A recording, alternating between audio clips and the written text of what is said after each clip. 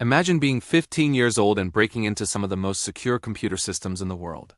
Not as part of a secret government mission, not as a trained cyber specialist, but alone in your bedroom, with nothing more than curiosity and a computer. For most teenagers, the biggest challenge is school homework or video games. But for one teenager, curiosity pushed him towards something far bigger, something that would eventually put him on the radar of federal investigators and change the course of his life forever.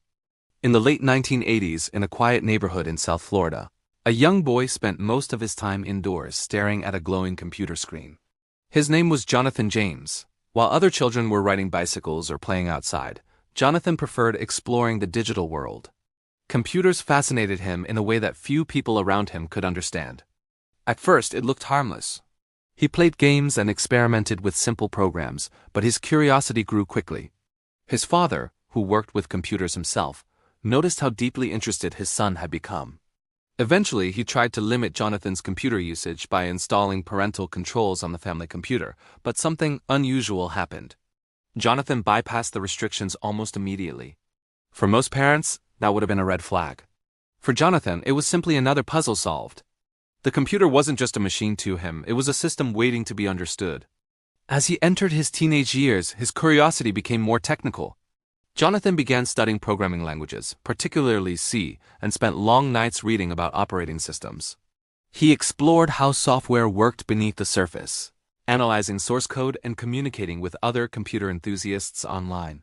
Soon, he discovered the world of hacking. At the time, hacking communities were small but active. Many participants didn't see themselves as criminals. Instead, they viewed hacking as a challenge and intellectual game of testing the limits of security systems. Jonathan adopted the online alias C0mraid and began exploring networks that were supposed to be protected. What attracted him most was not money or destruction.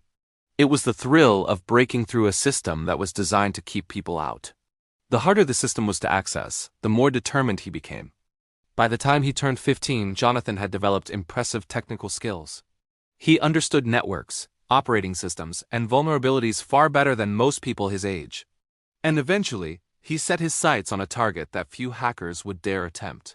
He wanted to see if he could access systems belonging to NASA. For many people, NASA represents the pinnacle of scientific and technological security. Its systems support missions, research, and even the operations of spacecraft. But to Jonathan, it was simply another challenge. Somehow, using techniques that remain unclear even today, he managed to gain access to multiple NASA computers at the Marshall Space Flight Center in Alabama. Once inside, he explored the systems quietly. At one point, he downloaded a piece of proprietary software connected to the environmental control system used on the International Space Station. This software helped regulate temperature and humidity inside the station, ensuring astronauts could survive in space. The code was reportedly valued at over $1 million. To Jonathan, however, it wasn't about money. Years later, he would say that he downloaded the code simply because he wanted to study it and learn how professional programmers built complex systems. But regardless of his intentions, the breach was serious. NASA was forced to shut down parts of its network for several weeks while investigators examined the damage. Even though the financial cost was relatively small compared to other cyber incidents, the idea that a teenager had penetrated such a system shocked authorities. And Jonathan didn't stop there. Soon after, he managed to access systems connected to the United States Department of Defense, specifically a server used by the Defense Threat Reduction Agency. This organization deals with some of the most sensitive threats facing the country, including nuclear, chemical, and biological weapons.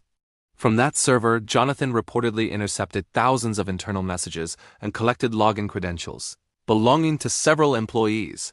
From his perspective, it was still just exploration. Early one morning in January 2000, everything changed. Jonathan was asleep in his bedroom when his mother woke him up with shocking news. Federal agents were standing at their front door. Investigators from the FBI entered the house and seized several computers along with storage devices and other equipment. For Jonathan, the digital game he had been playing suddenly became very real. During questioning, he admitted what he had done. Because he was still a minor, the legal consequences were different than they would have been for an adult. Even so, he became the youngest person in the United States to be convicted under federal cybercrime laws. Instead of prison, the court placed him under house arrest for 6 months. He was also banned from using computers recreationally and required to write letters apologizing to government agencies he had accessed. For someone whose entire passion revolved around computers, this punishment was particularly difficult. But the consequences didn't end there.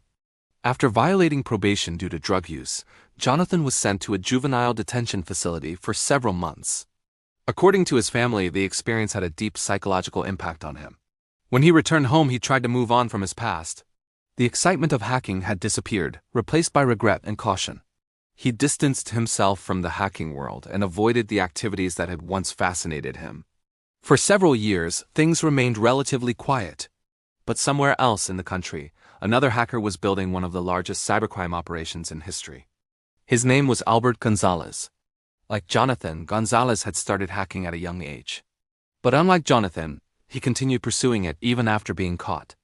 In fact, he became an informant for the Secret Service while secretly continuing his own cybercriminal activities. Gonzalez and his associates targeted major retail companies, exploiting weak wireless security systems. By parking outside stores and scanning for vulnerabilities, they gained access to internal networks. Once inside, they installed malicious programs designed to capture credit card data from customers making purchases. The stolen information was then transferred to other hackers who decrypted PIN numbers and created fake cards. These cards were used to withdraw money from ATMs or sold on underground markets. Over several years, the group collected data from approximately 180 million credit and debit cards. The damage was enormous. Companies were forced to replace millions of cards, investigate the breaches, and cover financial losses. The total cost reached hundreds of millions of dollars, making it one of the largest identity theft cases ever recorded. Eventually, investigators began connecting the dots between several hackers involved in the operation. One of the people connected to Gonzalez was a hacker named Christopher Scott, and through Scott, investigators found a name that looked familiar. Jonathan James. In 2008, federal agents returned to Jonathan's home, searching for evidence linking him to the massive credit card theft operation. To Jonathan, the situation felt like a nightmare repeating itself. He insisted he had nothing to do with the crimes. According to him, he had left hacking behind years earlier and had no involvement with Gonzalez's activities. But learning that Gonzalez had been cooperating with authorities made Jonathan deeply suspicious. He feared that the real criminals might try to shift blame onto him in order to protect themselves. His previous experience with the justice system only made that fear stronger. 2 weeks after the raid, tragedy struck. Jonathan James was found dead in his home after suffering a self-inflicted gunshot wound. He was only 24 years old. In a note left behind, he wrote about his lack of trust in the justice system and his belief that he might be blamed for crimes he did not commit. Later investigations revealed that the mysterious hacker nickname JJ used in parts of the criminal operation likely referred to someone else entirely. Jonathan had never been formally charged in the credit card case. Meanwhile, Albert Gonzalez was eventually arrested and sentenced to 20 years in federal prison. Authorities also discovered over $1 million buried in his parents' backyard. Looking back, the story of Jonathan James remains one of the most complex and tragic chapters in the history of cybercrime. He was not a traditional criminal seeking money or power. He was a curious teenager with exceptional technical talent who wanted to understand how systems worked. Yet his curiosity pushed him into territory that few people could fully comprehend at the time.